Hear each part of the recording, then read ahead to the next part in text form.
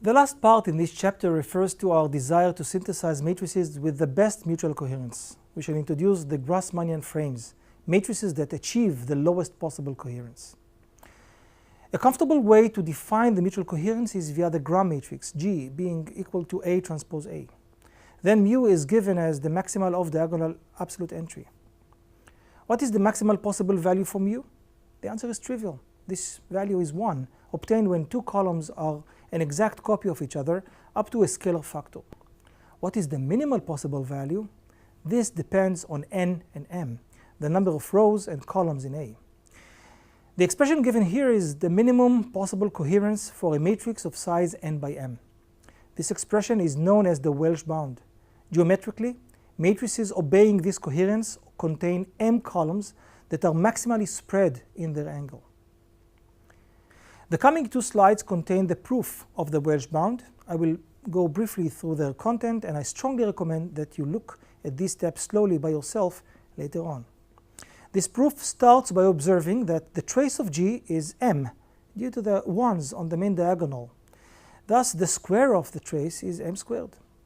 This term also equals the square of the sum of the n eigenvalues in G.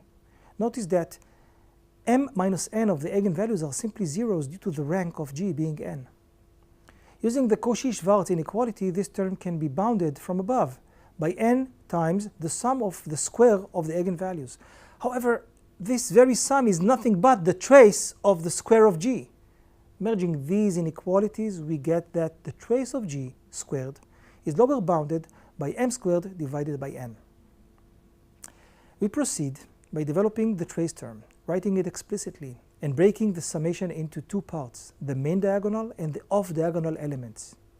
Exploiting the fact that the off-diagonal elements are bounded by the coherence mu, we get a much simpler relationship that ties the matrix sizes n and m with the coherence value mu.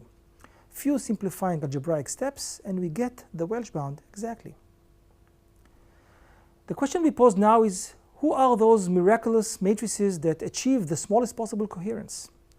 Well, at least for one case, the answer seems to be trivial. When m equals n, the Welsh bound becomes 0, and these matrices are simply unitary. This suggests that when m is bigger than n, we are generalizing this family somehow.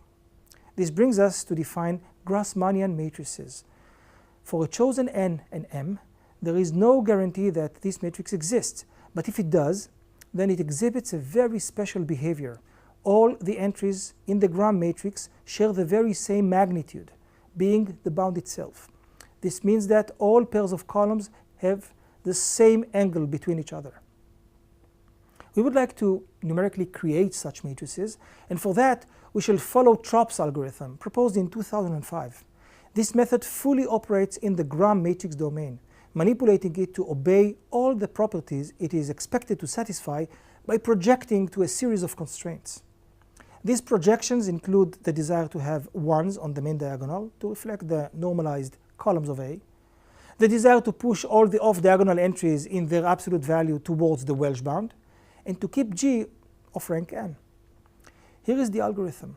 It is initialized by a random n by m matrix with normalized columns, and from this we compute G.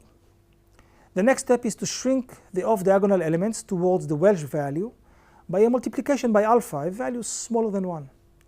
We proceed by forcing again the rank which has been ruined by the previous step, and we end by multiplying G from the left and the right by a diagonal matrix to achieve the normalization effect, which means getting 1s on the main diagonal of G. This algorithm is iterated many times, and when time comes to stop, we take the square root of G and get the desired matrix A. We turn to present a MATLAB demo of this process and the results it leads to.